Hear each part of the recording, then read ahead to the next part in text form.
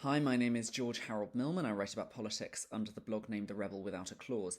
And today I want to talk about how the Huw Edwards debacle only serves to expose more serious problems with celebrity culture. This blog was inspired by a headline I saw today regarding the 2006 Doctor Who episode Fear Her being pulled from iPlayer. The headline didn't give any indication why, and I clicked on it out of curiosity, struggling to recall what that episode did that might have offended someone. Then, when I read a little more about it, I thought, Huw Edwards, of course. As most people in the UK will have heard by now, the former news presenter Huw Edwards has pleaded guilty to possessing indecent images of children. Edwards had been an extremely familiar face on news and current affairs programmes and appeared in the offending Doctor Who episode as a presenter on the 2012 Olympics, which at the time of broadcast was 6 years in the future. I dare say the episode will be back at some point, with his presence in the episode having been digitally removed, but according to news sources, it's presented the BBC with the awkward situation of what to do with the hundreds of hours of footage of Huw Edwards they possess in archives, and whether they should ever rebroadcast them. The situation reminded me of something that had happened a few years ago when a close friend of mine confided to me that they'd been sexually assaulted by a regular contributor to a well-known BBC panel show. I was naturally shocked to hear of this person's behaviour, as prior to this conversation I'd enjoyed that programme and appreciated this celebrity's contribution to it. In the aftermath of their encounter, my friend contacted both the police and the media. In the case of the police report, the allegation didn't go anywhere as there wasn't sufficient evidence to charge the celebrity. However, shortly afterwards, the allegation of this person being a sexual predator was widely reported in the UK press. The BBC's response to these allegations was one of the most peculiar things I've ever seen. The person was removed from the television programme they were a regular on. However, the BBC insisted that this person's removal had nothing at all to do with the allegations against them of sexual misconduct, and that they were just refreshing the show's lineup. I do not believe this claim was true, for a few reasons. The first is that none of the other regular people on the programme lost their jobs. The second is that the offending person's episodes were completely pulled from repeat broadcasts afterwards, which had never happened with anyone who had left the show previously. It is evident to me that the BBC's reaction was motivated primarily by embarrassment and wanting to distance itself from the allegations, and I think this was the worst decision it could possibly have made. Ideally, I'd have liked them to be decisive about the person's removal from the show in order to make a statement that this kind of behaviour will not be tolerated, but I can appreciate that the person in question was never actually charged with a crime, so if they decided to keep the person on and remind everyone that we're all innocent until proven guilty, I think there's something to be said for that as well. Obviously, I know the person is guilty because I'm friends with the victim, but I can appreciate that that's beside the point. But finding an excuse to take the person off air and pretending it had nothing to do with what had happened didn't make any kind of statement. It didn't protect either the accused person or the accuser. All it protected was the BBC's reputation. And this is, unfortunately, indicative of the BBC's attitude to allegations of serious misconduct. I believe, and have done for a while, that the culture of celebrity is utterly toxic. I was in conversation about this recently with a friend of mine who said that they felt that it was problematic how much people glorify celebrities in our culture. I said, people who glorify celebrities generally don't actually know any celebrities. And it's true. Working in entertainment, I have occasionally crossed paths with well-known people, some of whom I've liked, some of whom I've strongly disliked, but all of whom have reaffirmed to me how damaging the whole nature of celebrity is. Celebrities are often incredibly toxic people, but even if they aren't toxic, even if they're lovely and I've got on really well with them, I've been able to see that being in this world and absorbing the kind of attitudes within it has actually made them quite vulnerable.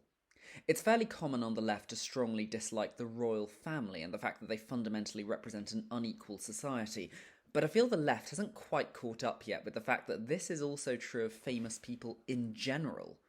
The existence of celebrities perpetuates a privilege divide within society that is consented to by the public in a way that other privilege divides are not. With any other social inequality, racism, sexism, homophobia, and so on, those who are oppressed have means of standing up to their oppressors and demanding their rights. But for some reason, when it's celebrities, we very rarely do. I think I know the reason why celebrities get a free pass here. It's because the nature of celebrity is something you aren't born with.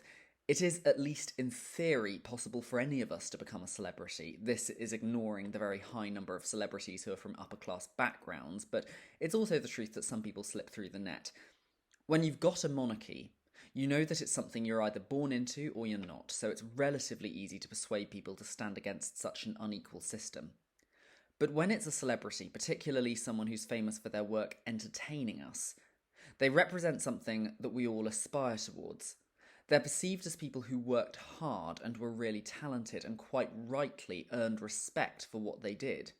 They represent the meritocratic values that we've been brought up to believe in. They represent the idea that if we also work really hard, we could become as respected as them.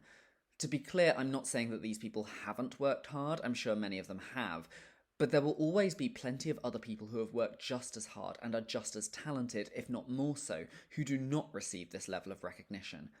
The celebrities exist to perpetuate this idea that if you work really hard, you just might make it, in order to make people who are struggling feel that it must be because they aren't working hard enough rather than because there are flaws in the system. As damaging as this is for regular people, I think it is also deeply damaging for the celebrities themselves. I believe it is profoundly unhealthy to exist in a culture where people are constantly being sycophantic towards you, or believing that they know you when they don't. I've recognised this in people I've met from time to time, but mostly I've seen it in how these people behave if you observe their lives from afar. Particularly because celebrity relationships and marriages are often very brief. It's become quite a regular joke how rare it is when you see a celebrity couple that's been together more than a certain amount of time. There's a reason for this, and the reason is that if you live that kind of life, it is hard to form meaningful relationships with other people.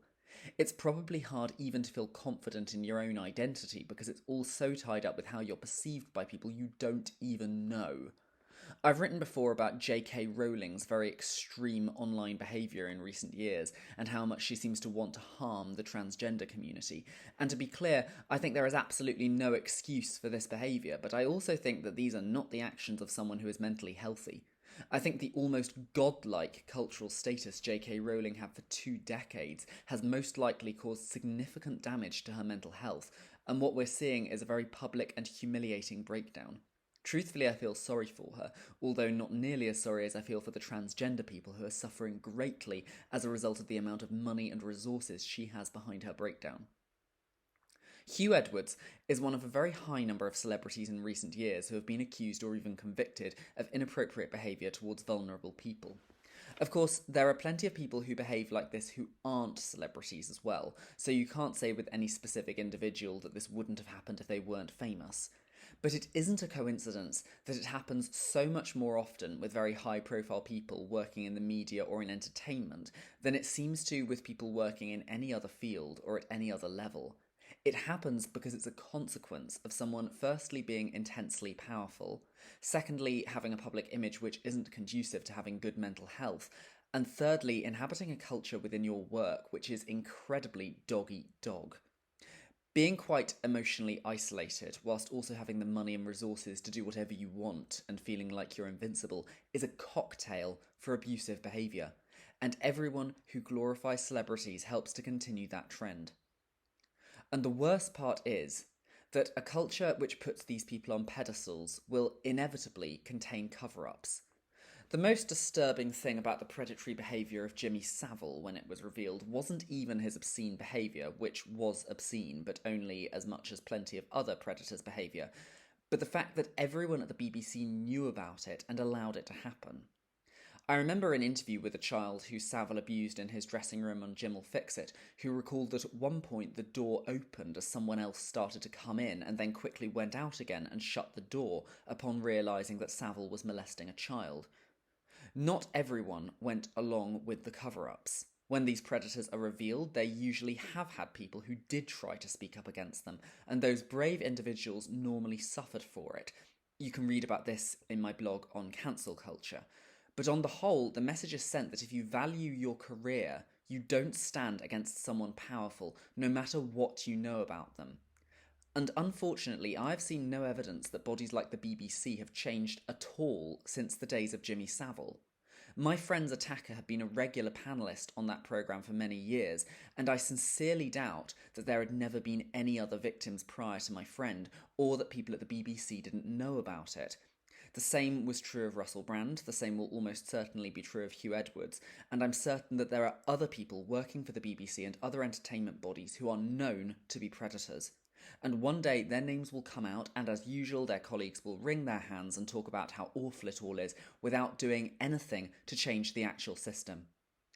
Now we have the matter of how the BBC should handle the archive footage about something like this. I think it's absolutely pathetic to put so much energy into editing out Huw Edwards' tiny cameo in the Doctor Who episode Fear Her, when during that era of Doctor Who, there were 3 companions whose actors have all faced allegations of sexual misconduct. The actors in question are Noel Clarke, John Barrowman, and Bruno Langley.